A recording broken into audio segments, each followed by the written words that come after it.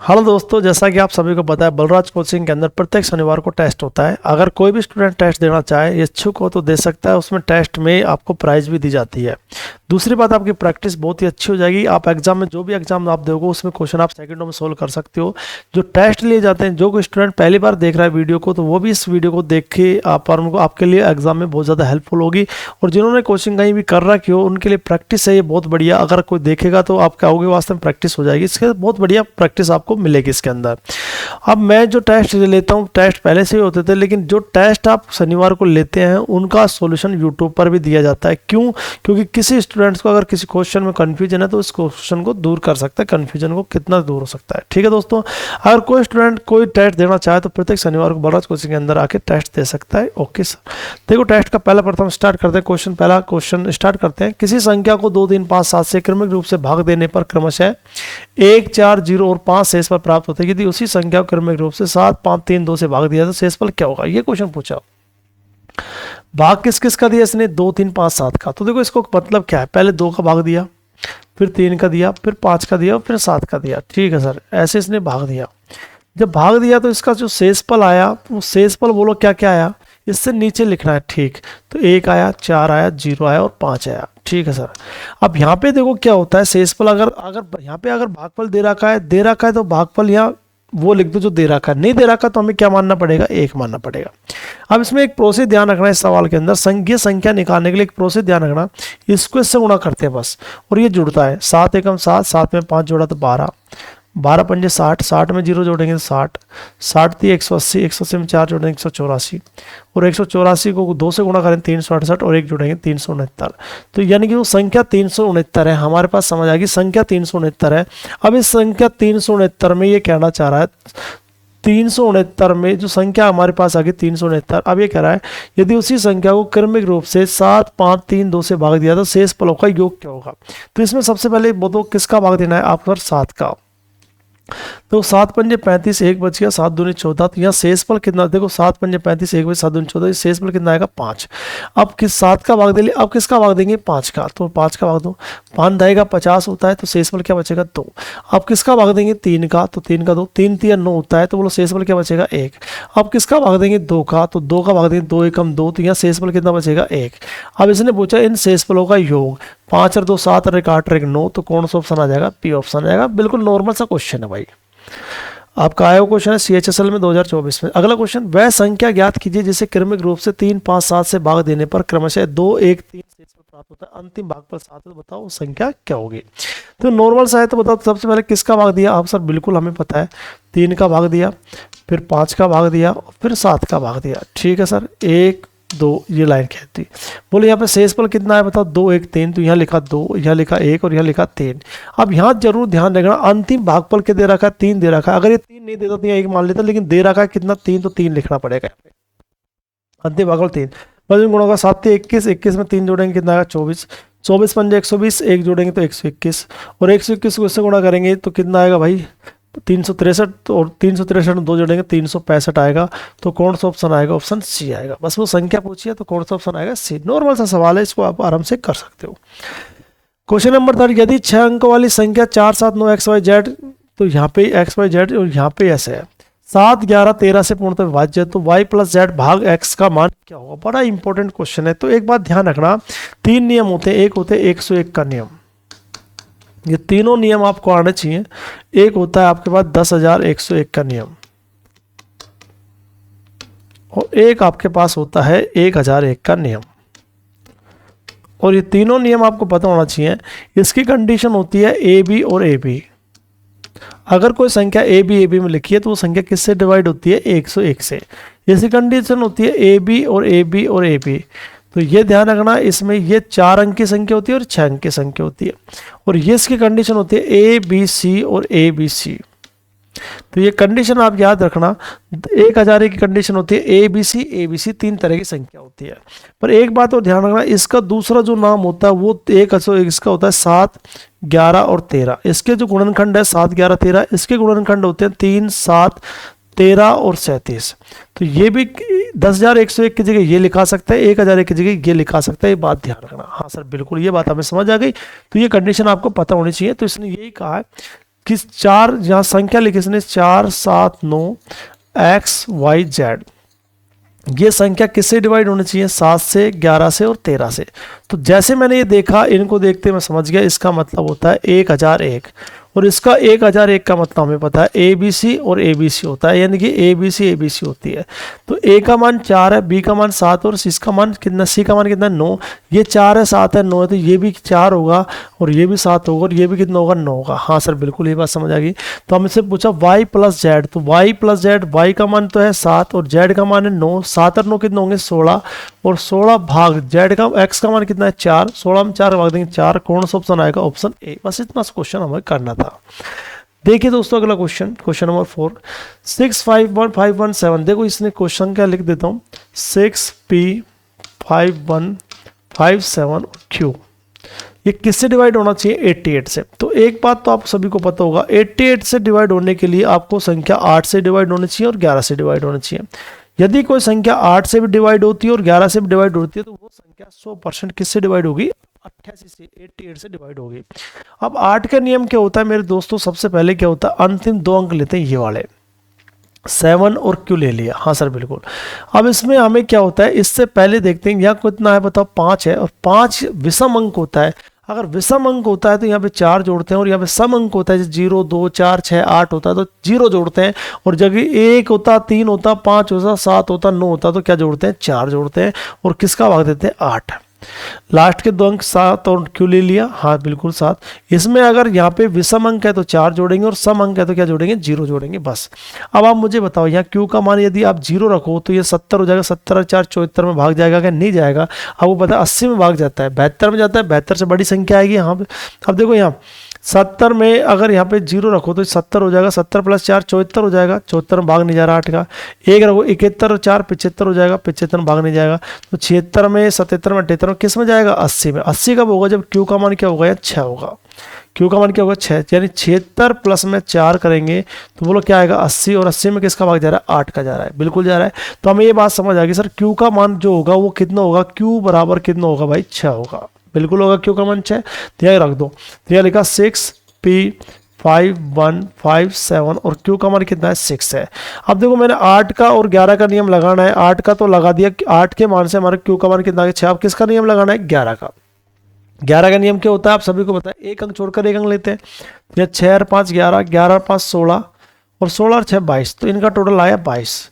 अब इनको जो 7 और 1 8, 8 में P जोड़ देंगे तो 8 प्लस P आ गया। अब देखो यहाँ 11 का नियम क्या होता है, या तो 0 आना चाहिए फिर 11 आना चाहिए डिफरेंस। तो 22 में से यहाँ पे P का मान क्या रखोगे आप? 3 रखोगे, तो 8 और 3 11, 22 में से क्या घटा दोगे? 11, तो बोलो कितना आ रहा है? 11 आ रहा है। या तो 0 आना चाहिए डिफरेंस, या 11 आना चाहिए, तो तभी 11 से डिवाइड होगी। तो मुझे तक Q का P का मान कितना आ गया? 3 आ गया, Q का मान 6 आ गया, तो P का मान 3 और Q का मान 6, और 36 कितना आएगा? 18। कौन सा ऑप्शन आएगा? बी ऑप्शन आएगा। बस इतना सा क्वेश्चन आपको करना था टेस्ट के अंदर। क्वेश्चन नंबर 5, निम्नलिखित से कौन सी संख्या 8 से विभाज्य है? तो 8 से देखो यहाँ पे 16 है। अब यहाँ पे मुझे बताओ 16 है, 16 में क्या जोड़ेंगे? बताओ 0 जोड़ेंगे। क्यों? क्योंकि यहाँ पे सम अंक है, तो 16 में भाग जा रहा है 8 का, 8 दूनी 16।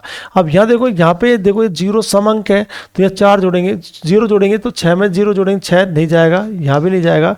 और 24 है, अब देखो यहाँ विषम अंक है तो इसलिए 4 जोड़ेंगे, 24 और 4 28, 28 में भाग जाएगा क्या? 8 का, नहीं जाएगा, तो ये भी गलत है। कौन सा ऑप्शन आएगा? ऑप्शन ए। बस इतना सा भी करना था।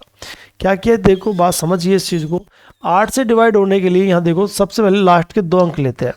अब यहाँ पे मैं कह रहा हूँ यहाँ पे सम अंक है इसलिए 0 जोड़ेंगे, और किसका भाग देंगे? 8 का। बोलो 8 दूनी 16 जा रहा है, कौन सा ऑप्शन आएगा? ऑप्शन ए आएगा।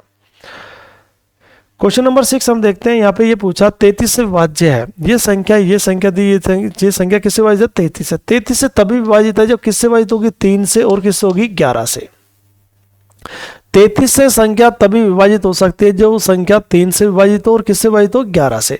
और 3 का नियम क्या होता है? जब किस संख्या के अंकों का योग किससे डिवाइड हो? 3 से। अंकों का योग करो, 6 और 3 9, 9 9 18, 18 4 22, 22 और 3 25। तो 25 में कभी भी 3 का भाग नहीं जाता, इसका मतलब गलत है। ये देखो 8 और 5 13, 13 5 18, 18 3 21। हाँ अभी कुछ बिल्कुल जाता है, तो ये संख्या लिख लेते हैं 35508।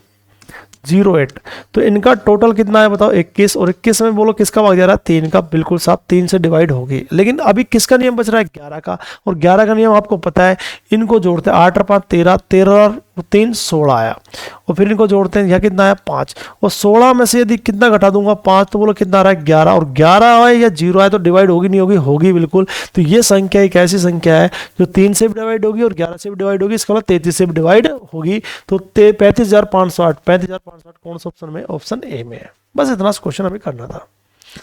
क्वेश्चन नंबर 7 हम देखते हैं, इकाई अंक कभी भी आ जाए तो इकाई अंक के बहुत सारे नियम होते हैं। जब किस संख्या में इकाई अंक दिए तो ध्यान रखना, जब किस संख्या में इकाई अंक 0 1 5 6 होते हैं तो उनका इकाई अंक भी हमेशा 0 का 0 होगा, 1 का 1, 5 का 5 और 6 का क्या होगा 6, ये आपने पढ़ा होगा। यदि 4 की पावर विषम होती है तो 4 की पावर यदि विषम होती है तो हमेशा ध्यान रखना 4 आता है, और 4 की पावर सम होती है तो हमेशा कितना आता है 6 आता है। और 9 की पावर विषम है तो 9 की पावर विषम होने पर क्या आता है बताओ 9 आता है, और 9 की पावर सम होती है तो हमेशा कितना आता है 1 होता है। ये आपने पढ़ रखा होगा। लेकिन जिसने नहीं भी पढ़ा तो एक नियम होता है कि संख्या घात में हमेशा 4 का भाग देते हैं, क्योंकि 4 अंकों के बाद रिपीटेशन होता है। अब देखो इकाई अंक निकालना है, इसका आपने पढ़ा चाहे नहीं पढ़ा लेकिन आपको समझ आएगा, टीयर 2 में आया हुआ क्वेश्चन है। इकाई अंक बताओ यहाँ पे कितना है 4, 4 लिखा। अब ये घात जो है इसमें 4 का भाग देना, 4 चौक 16, 4 दूनी 8, तो शेषफल क्या बचा 1 प्लस आ गया। यहाँ पे इकाई अंक कितना है 3 है। अब यहाँ पे 4 का भाग देंगे, 4 8 32, 1 बच गया, 4 चौक 16, तो शेषफल कितना है 1 आ गया। चिन्ह किसका आ गया माइनस का। यहाँ इकाई अंक कितना बताओ 7। अब यहाँ 4 का भाग देंगे, 4 एकम 4, 3 बच गया, 4 8 32, 4 का भाग देंगे 4 एकम 4, तो शेषफल कितना बच गया 2 बच गया। सही है। तो 4 की पावर 1 कितना होता है 4, 3 की पावर 1 कितना होता है 3, और 7 की पावर 2 होता है। 7 की पावर 2 का मतलब 7 गुणा 7 यानी कि 49, और 49 में इकाई अंक कितना आएगा 9 आएगा। 4 और 3 कितना हुआ 7, और 7 माइनस 2 करेंगे तो बोलो माइनस का 2। बस यही इंपॉर्टेंट वेरी मोस्ट, कभी भी इकाई अंक माइनस में नहीं होता है। जब भी इकाई अंक माइनस में आते हैं तो उसको 10 में से घटाना है, 10 में से 2 घटाएंगे तो बोलो क्या आएगा 8, तो बोलो कौन सा ऑप्शन आएगा सी। क्या इंपॉर्टेंट बात है यहाँ पे, तो हमेशा ध्यान रखना जब भी इकाई अंक माइनस में आता है तो कभी भी इकाई अंक माइनस में नहीं होता है। इकाई अंक माइनस में आ जाए तो उसको किस में घटाते हैं 10 में से, 10 में 2 घटाएंगे तो क्या आएगा 8 आएगा। अगला क्वेश्चन हम देखना चाहें आपके पास, ये लो साहब।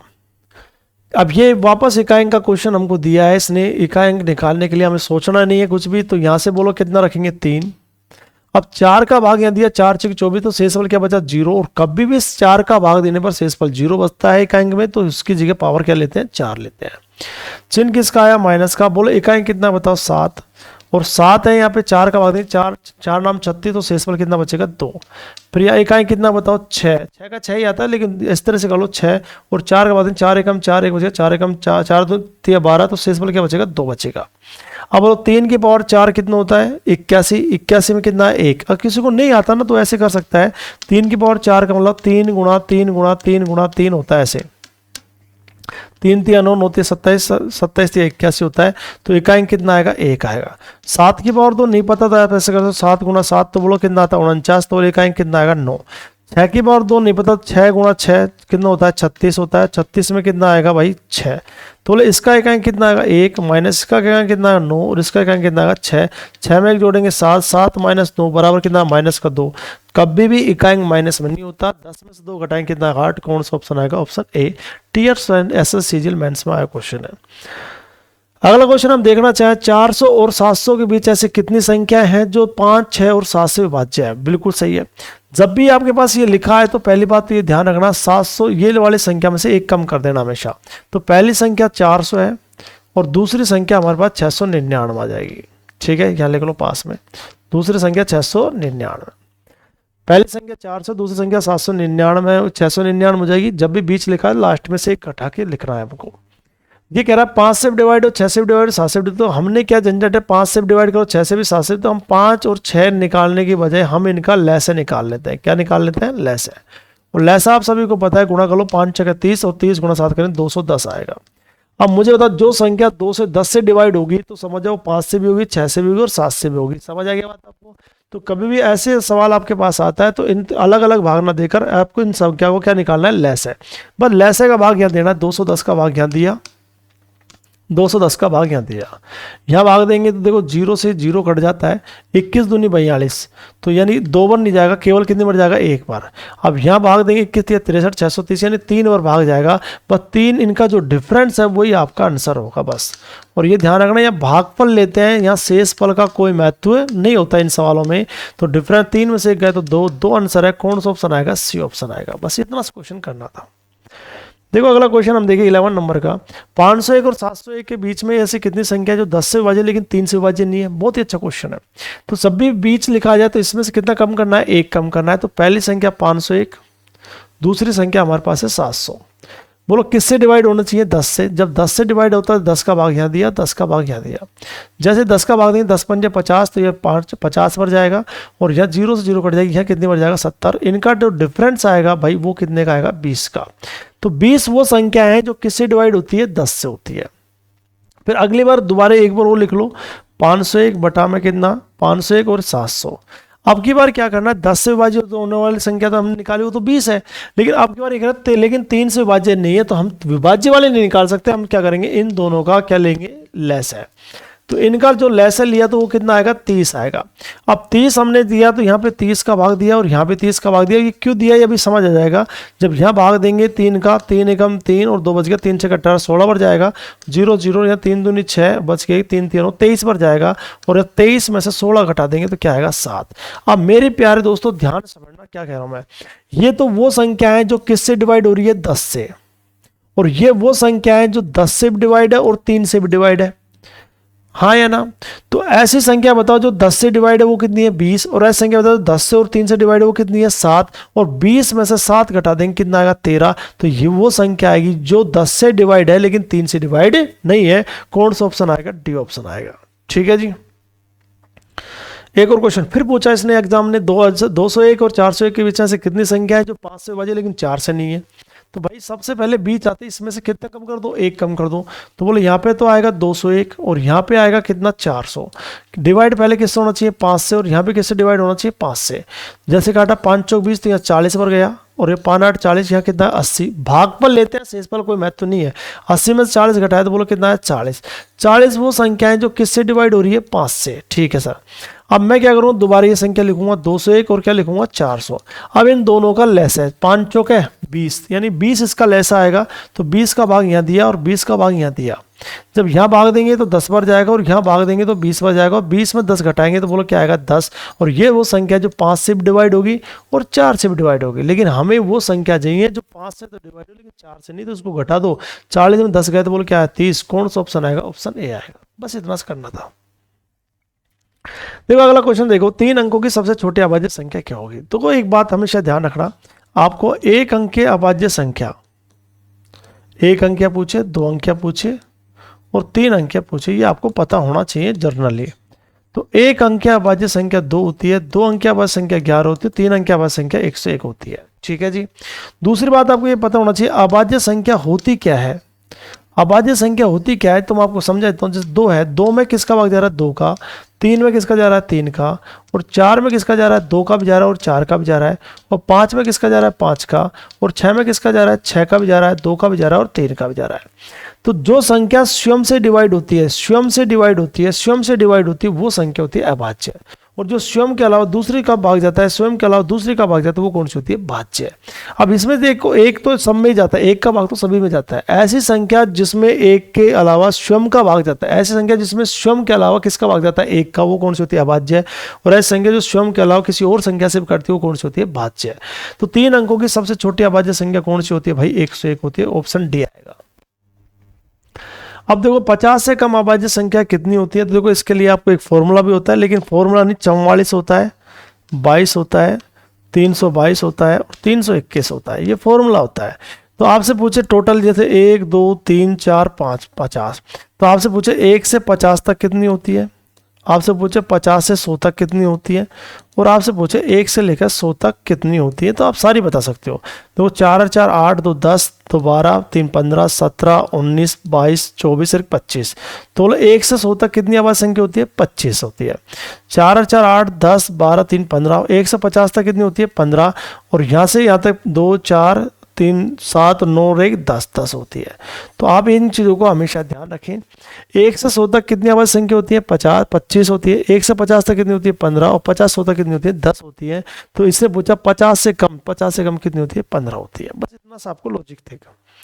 ये काफ़ी अच्छी तरह से क्लास में पढ़ाया जाता है। ये आपका टेस्ट सोल्व करवाया जा रहा है, टेस्ट पेपर। देखो एक अभाज्य संख्या में हम पता है, एक अभाज्य संख्या में स्वयं और 1 से विभाजित होती है, स्वयं या फिर किससे होगी, 1 से होती है। बस खत्म बात। कौन सा ऑप्शन आएगा, बी ऑप्शन आएगा। देखो यहाँ निम्नलिखित समुच्चय में से कौन सा सहभाज्य संख्या बनाता है। सहभाज्य संख्या बड़ा इंपॉर्टेंट है। देखो यहाँ सहभाज्य संख्या, तो सहभाज्य संख्या क्या है? सहभाज्य संख्या क्या होती है? दो या दो से अधिक ऐसी संख्या जिनका मैस है एक होता है। मैस है क्या होता है? एक। मैस है एक का मतलब भाग केवल किसका जाता है? एक का। नहीं आया समझ? देखो आ जाएगा। मैं आपसे पूछूं 2 और 3 में मुझे बताओ केवल एक से, एक का भाग इसमें भी जा रहा है, इसमें भी जा रहा है। अब सब 2 का जा रहा है, 2 का 2 से ये कर सकता है, लेकिन 2 से ये थोड़ी कर सकता है, नहीं कर सकता। ये सहभाज्य है। जैसे मैं आपसे कहता हूँ 10 और 13, तो इसमें भी केवल एक का जा रहा है। अब सब 2 का जा रहा है, 2 से ये कर सकते हैं, ये कर सकता है क्या? नहीं। जैसे मैंने आपको लिया 2 और 4, अब देखो एक का भाग जा रहा है और एक के अलावा 2 का जा रहा है। 2 एकम 2, 2 दूनी 4, तो ये सहभाज्य संख्या नहीं है। आपको दे दिया 9 और 12, तो देखो एक के अलावा किसका भाग जा रहा है? 3 का। 3 तिया 9, 3 चौक 12, तो ये सहभाज्य संख्या नहीं है। तो 2 या 2 से अधिक ऐसी संख्या जिसमें केवल भाग किसका जाता है? एक का, वो कौन सी होती है? सहभाज्य संख्या। अब आप मुझे बताइए इसमें एक के अलावा किसी का भाग जा रहा है क्या? नहीं जा रहा। इसमें देखो एक के अलावा किसका भाग जा रहा है? 7 का। 7 तिया 21, 7 6 42, 3 का भी जा रहा है। और इसमें देखो एक के अलावा किसका भाग जा रहा है? 3 का जा रहा है। 3 तिया 9, 3 एकम 3। इसमें एक के अलावा किसका भाग जा रहा है? 43 का भाग जा रहा है। 43 को 1 से कटेगा और ये 3 बार जाएगा। तो कौन सा ऑप्शन आएगा? ऑप्शन ए आएगा। सहभाज्य संख्या समझ आ गया आपको? देखो क्वेश्चन नंबर 70, सभी अपरिमेय संख्याएं होती हैं तो मैं कह सकता हूँ वास्तविक संख्या। आपका वो कैसे सर? आपने पढ़ा होगा, नहीं पढ़ा तो मैं बता देता हूँ। मैंने तो पढ़ा है, लेकिन कहीं और कोचिंग वाला देख रहे हो, किसी ने भी। देखो यहाँ तो सबसे पहले क्या होता है, यहाँ संख्याएं जो होती हैं आपको पता होना चाहिए। संख्याएं 2 प्रकार की होती हैं। पहली संख्या होती है वास्तविक संख्या और दूसरी होती है काल्पनिक। वास्तविक संख्या 2 प्रकार की होती है, एक होती है परिमेय और एक होती है अपरिमेय। आप YouTube पे वीडियो देखा करो मेरी, आप जितना हो सके आपको बेनिफिट मिलेगा। परिमेय संख्या होती है 3 प्रकार की। पहली होती है प्राकृत, दूसरी होती है पूर्ण और तीसरी होती है पूर्णांक। प्राकृत संख्या 2 प्रकार की होती है, एक होती है अभाज्य और एक होती है भाज्य। अभाज्य संख्या 2 प्रकार की होती है, एक होती है सहभाज्य और एक होती है अभाज्य जोड़े। इनके बारे में बहुत अच्छी तरह समझा रखा है, तो ध्यान रखना। मैं आपको क्या समझा रहा हूँ, ध्यान रखना। ये इनके पिताजी है। पिताजी कौन है? वास्तविक। वास्तविक के बेटे हैं सारे के सारे। तो ध्यान रखना, ये नहीं है आपको अपरिमेय संख्या ही, अपरिमेय संख्या ही वास्तविक संख्या नहीं होती। अपरिमेय भी वास्तविक होती है, परिमेय संख्या भी वास्तविक होती है, प्राकृत भी वास्तविक होती है, पूर्ण भी वास्तविक होती है, पूर्णांक भी वास्तविक होती है, अभाज्य भी वास्तविक होती है, भाज्य भी वास्तविक, ये सब वास्तविक होती है। क्योंकि ये पिताजी है, इनके सबके बेटे हैं, इनके बेटे हैं, बेटा का बेटा, बेटा का बेटा, बेटा का बेटा है। मुख्य कौन है? वास्तविक है।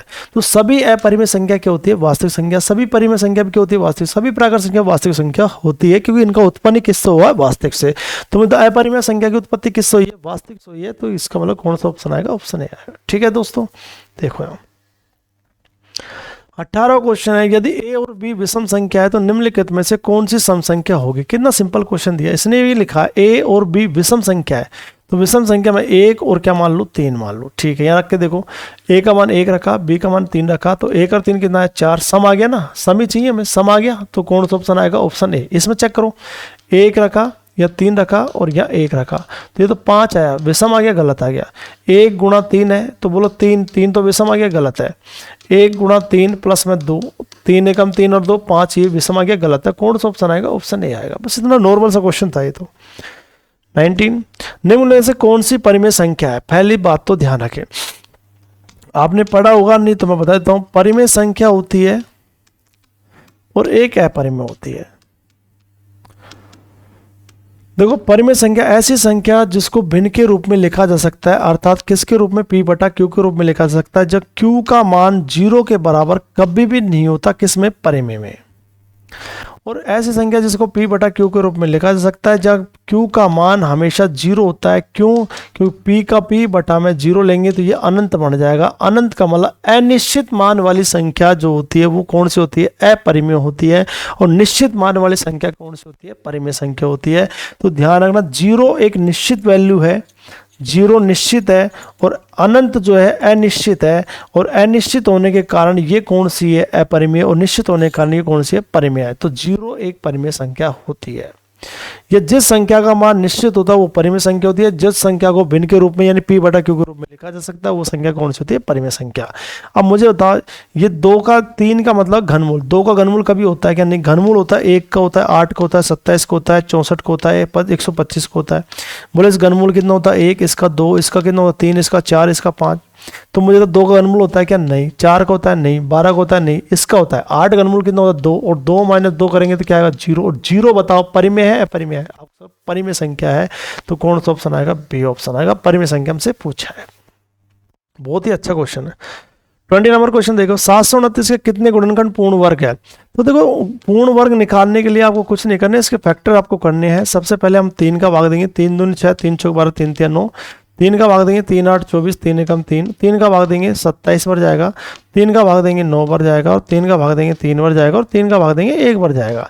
वर्ग बनाने के लिए हमेशा जोड़े 2 के बनते हैं। तो देखो जोड़ा 1 2 और 3, 3 जोड़े बने, कौन सा ऑप्शन आएगा, सी ऑप्शन आएगा। बस इतना सा आपको करना था इसमें। ये देखो 2 की पावर 9, 3 की पावर 5, 5 की पावर 4, 7 की पावर 6 के कितने गुणज विषम संख्याएं हैं। कभी भी ध्यान रखना, गुणज आपको निकालना, विषम संख्या हमसे पूछिए, देखो ये विषम है, ये विषम है, ये विषम है, ये विषम नहीं है, तो ये पूरा ही गलत हो गया, ठीक है भाई। और गुणज निकालने के लिए आपको पता है सबसे पहले घात में कितना जोड़ते हैं, 1, 5 में 1 जोड़ेंगे 6, यह 1 जोड़ेंगे 5, और यह 1 जोड़ेंगे 7।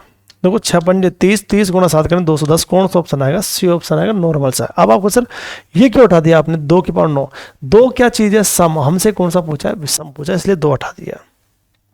22, 156 के सभी गुणनखंडों का योग क्या होगा। गुणनखंड होते क्या है, गुणनखंड का मतलब ये होता है जैसे 6 में किस किस का भाग जा रहा है, 1 का, 2 का, 3 का, और किसका जा रहा है 6 का। तो बोला 6 के कितने गुणनखंड है, आप सब गुणनखंड है, इसके कितने गुणनखंड है 4। इनका योग पूछे तो योग है इसका 6 और 3 9 और 2 11 और 1 12, तो इनका योग कितना है 12। तो बोले 6 के गुणनखंडों की संख्या कितनी है 4, और इनका गुणनखंडों का योग कितना आएगा 12।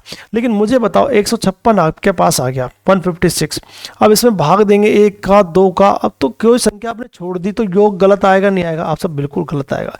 ये तो छोटी संख्या और बड़ी संख्या आ जाए तब क्या करेंगे, तो दिक्कत आ जाएगी। तो इसको करने का तरीका क्या होता है, बढ़िया, तो देखो यार 156 के सबसे पहले फैक्टर करेंगे, 2 का भाग देंगे 2 7 14, 2 8 16, फिर 2 का भाग देंगे 39 आ जाएगा, फिर 3 का भाग जाएगा 13 बार जाएगा, और फिर 13 का भाग देंगे कितने बार जाएगा 1 बार, बस। अब योग हमें अगर संख्या पूछे तो संख्या निकालने के लिए तो क्या करेंगे, 2 कितनी बार है 2 बार, तो 2 की पावर 2, 3 कितनी बार है 1 बार, तो 3 की पावर 1, और 13 कितनी बार है 1 बार, तो 13 की पावर 1। तो यहाँ 1 1 जोड़ दो, या 3 या 2 और या 2, 3 दूनी 6, 6 दूनी 12, तो इसके गुणनखंड तो कितने होंगे 12 होंगे। गुणनखंड कितने होंगे 12, लेकिन गुणनखंड नहीं पूछे, अब क्या और गुणनखंडों का योग पूछा है। तो योग कैसे निकालते हैं ये बड़ा इंपॉर्टेंट है, समझ लीजिए। तो देखो सबसे पहले 1 लिखना है, और किसका परिवार स्टार्ट है 2 का, तो 2 लिख लिया। अब 2 गुणा 2 करेंगे तो कितना आएगा 4। अब देखो 2 का परिवार खत्म हो गया, तो इसको भी खत्म, इसको भी खत्म। अब किसका परिवार चालू है 3 का, तो पहले 1 लिखो, शुरुआत 1 से करते हैं, तो यहाँ 3 आएगा, 3 आएगा। फिर यहाँ पे करते हैं 1, फिर यहाँ कितना आएगा बताओ 13, ठीक है सर, बस हो गया। यहाँ कितना आएगा जोड़ेंगे 7, यहाँ जोड़ेंगे तो 4, और यहाँ जोड़ेंगे तो 14, 14 चौके 56 होता है, 56 गुणा 7 करेंगे, 7 6 42 होता है, 7 पंजे 35, 35 और 4 39, 392, कौन सा ऑप्शन 392 ए में है, तो इसको मतलब कौन सा ऑप्शन आएगा, सी ऑप्शन आएगा। बस इतना सा क्वेश्चन आपको करना था भाई। क्वेश्चन नंबर 23 देखें, ये पूछा संख्या 3 6 7 5 1 4 9 में 5 के स्थानीय, ये स्थानीय मान है ना, प्लेस वैल्यू, स्थानीय और अंकित मान में क्या अंतर है। सबसे पहले आपको मैं बता दूं, जैसे 7 5 4 1 3 है, स्थानीय मान क्या होता है, जैसे 7 है तो इसके अंक देखो 1 2 3 4, 4 जीरो लगा दो, या 5 है 1 2 3, 3 अंक है 3 जीरो लगा दो, या 4 है 2 अंक है 2 जीरो लगा दो, ये 1 है 1 जीरो लगा दो, और या 3 है 3 का 3 है। तो 7 के स्थान में ये होगा, 5 के स्थान में ये होगा, 4 के स्थान में नहीं होगा, अंक आगे जीरो लगा दो जितने अंक है। जैसे मान लो यहाँ पे 549 है, 5 का स्थानीय मान पूछे 2 अंक है 2 जीरो लगा दो, 4 का पूछे 1 अंक है 1 जीरो लगा दो, 9 का 9, बस ये स्थानीय मान है। तो मुझे बताओ 5 का स्थानीय मान पूछा तो यहाँ 5 लिखा, कितने अंक है 1 2 3, 3 अंक है 3 जीरो। और ध्यान रखना अंकित मान सेम होता है, 5 है तो 5 ही रहेगा। इनका डिफरेंस पूछा, 5000 में से 5 घटाएंगे तो बोलो 4900 क्या आएगा 95 आएगा। क्लियर दोस्तों। 24 नंबर क्वेश्चन है, श्रृंखला 12, 19, 26, 33 डैट डैट डैश में 10वीं संख्या ज्ञात कीजिए। अब देखो एक तो ऐसा ज्ञात कर सकते हो आप 12, 19, 26 और 33, आप डैट डैट डैश ऐसे लगा दो। देखो इसमें डिफरेंस 7 का, फिर डिफरेंस 7 का, फिर डिफरेंस 7 का, साथ साथ जुड़ गया। 33 और 7 कितने होंगे? 40, 40 और 7 47, 47 और 7 54, 54 और 7 61, 61 7 68, 68 7 75, 75 7 ये जोड़ लो। देखो 1 2 3 4 5 6 7 8 9, 10वां पूछा है, बोला आंसर क्या आएगा? 75। लेकिन चलिए तो 10वां पूछा आपसे, इसलिए आपने इस तरह से निकाल लिया। अगर आपसे 5000वां पूछ ले तो नहीं कर पाओगे। तो इसको करने का तरीका क्या होता है, इनमें डिफरेंस कितने का है? 7 का, बस काम खत्म। इसमें से एक कम करो, कितना है? 9। इसमें से एक कम करो, कितना है? 9। और 9 को इससे गुणा कर दो, किससे? 7 से, और इसको पहली संख्या में जोड़ दो, बस 9 7 63, 63 में 12 जोड़ो 75, ऑप्शन बी बहुत फास्ट आंसर आएगा। अगला क्वेश्चन, ये सवाल आपसे पूछा गया, इनका योग हमसे पूछा है। तो योग कभी भी आपसे इस तरह के सवाल हम पूछे तो सबसे पहले इनका क्या करना, इनका करना है योग। 71 में 6 जोड़ेंगे तो क्या आएगा? 77।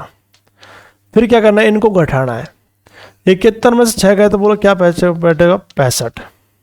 फिर इनमें डिफरेंस कितने का ये देख लो, 5 5 का डिफरेंस है। अभी 5 को यहाँ जोड़ दो, 5 को यहाँ नीचे लिख दो और गुणा कर दो, किससे? 2 से, बस ये आंसर है। तो यहाँ 77 आएगा और यहाँ जोड़ेंगे 70 आएगा और नीचे गुणा करेंगे 0 0 कट गया, 7 7 49 और ये 53, 539 का आंसर आएगा। कौन सा ऑप्शन आएगा? ऑप्शन ए।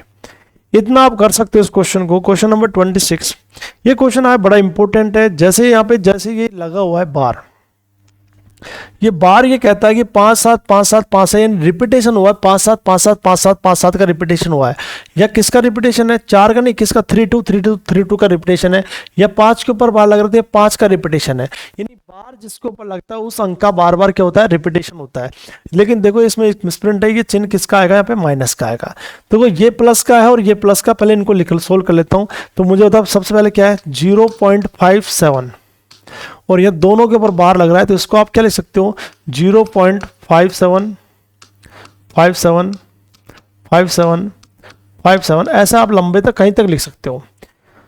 फिर दूसरा हमें ये प्लस का है, तो ये भी प्लस का है, तो पहले प्लस प्लस वाला ले लो। तो यह 0.3 और 5 के ऊपर बार है आपकी बार, तो ध्यान रखना 0.3, तो ऐसे कैसा आएगा? रिपीटेशन 5 का है, तो यहाँ 5 5 5 5 5 5 5 ऐसे लिख लो आप।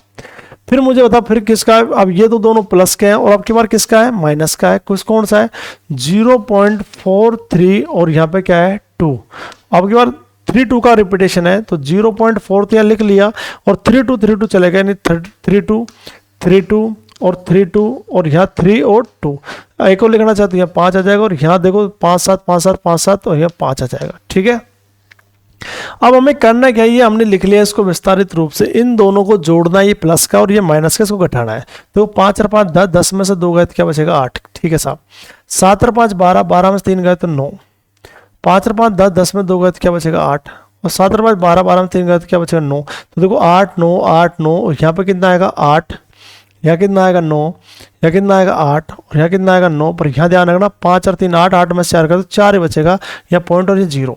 अब ये रिपीटेशन देखो किसका? 9 8 9 8 9 8 9 8, इसका रिपीटेशन है। तो देखो 0 पॉइंट लिखा, 4 लिखा और 9 8 का रिपीटेशन है, इसके ऊपर बार लगा, तो यही आंसर आएगा। कौन सा ऑप्शन आएगा? Option C. बस इतना सा क्वेश्चन हमें करना था। ऐसे CGL टीयर सेकंड का है, मेंस का क्वेश्चन है, कुछ नहीं है, नॉर्मल सा है। फिर एक क्वेश्चन ऐसा है, तो इसको भी हम कर सकते हैं आराम से।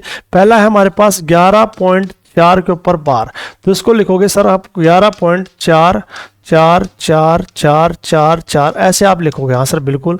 दूसरा हमारे पास है 22.567 और इसके ऊपर बार है 6 7 के ऊपर, तो यह लिखेंगे 22.5। अब रिपीटेशन किसका? 6 7 का, तो यह 6 7, यहाँ भी 6 7 और यहाँ भी 6 और 7, या एक 4 और बढ़ा लो। ठीक है जी।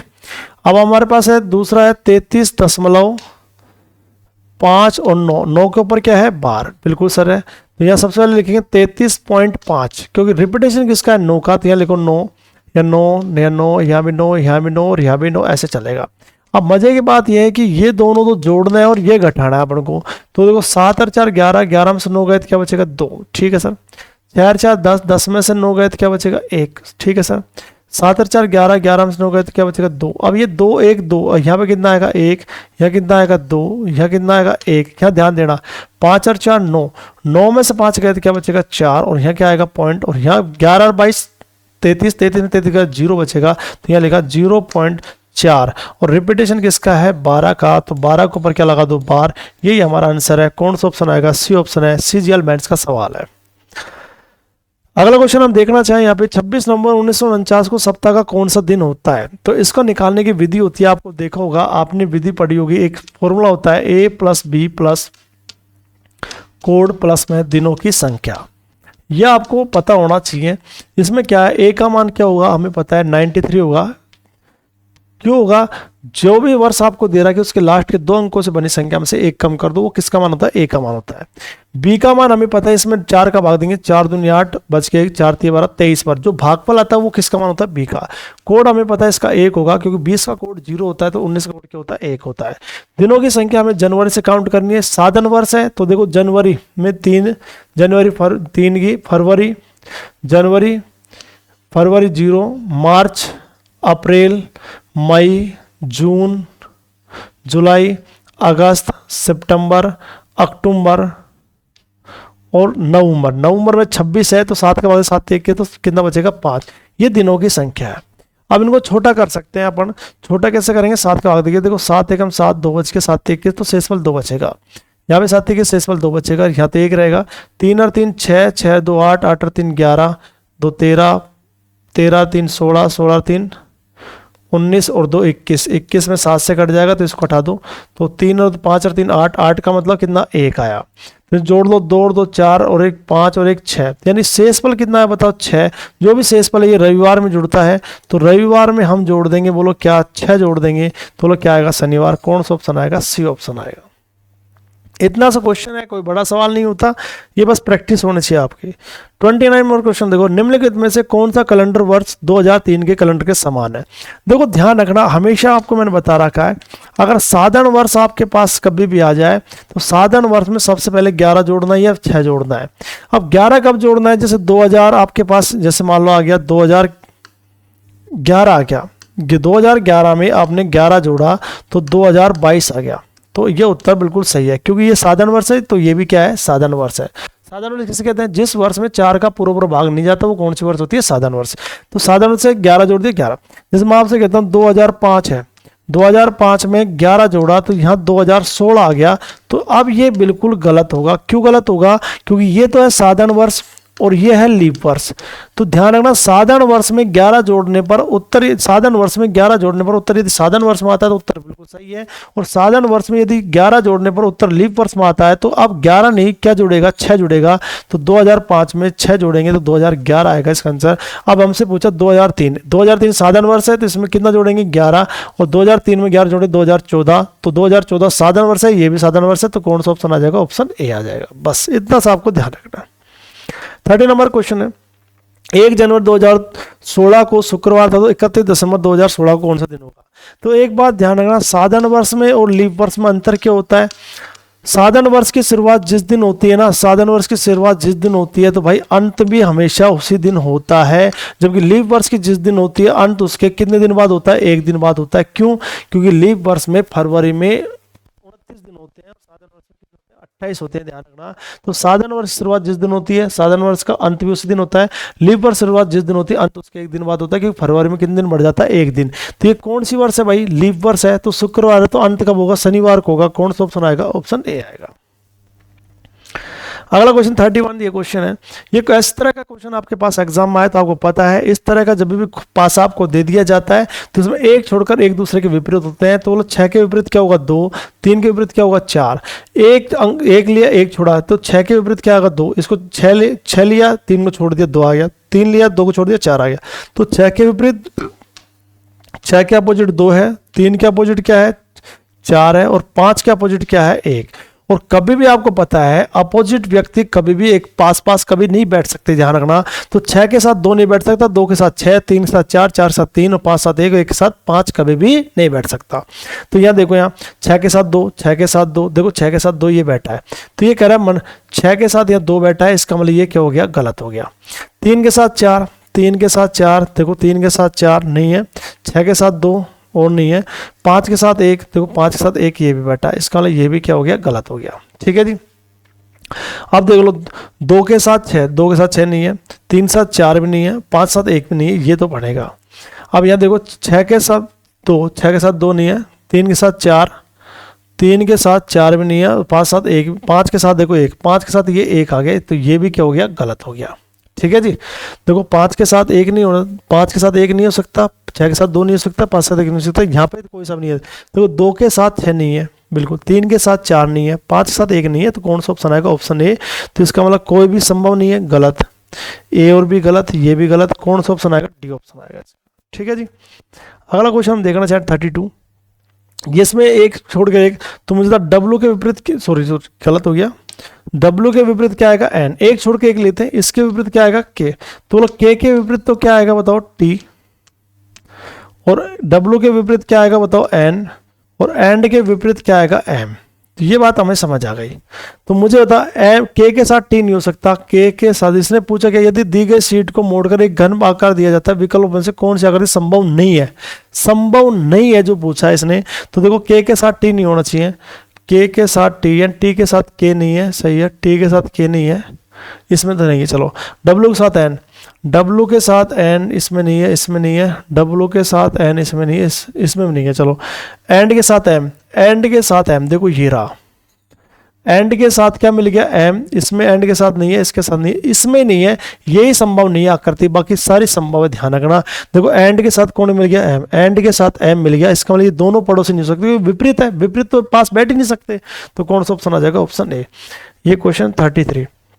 अब आप इससे पूछा एफ वाले के, इसने पूछा दी गई शीट को मोड़कर एक घन बनाया गया, निम्नलिखित घन में से एफ वाले फलक के विपरीत पूछा है, तो बता ई के विपरीत बी है, डी के विपरीत एफ, एफ के विपरीत क्या आएगा, डी आएगा, कौन सा ऑप्शन आएगा, ऑप्शन बी। तो ये टेस्ट था।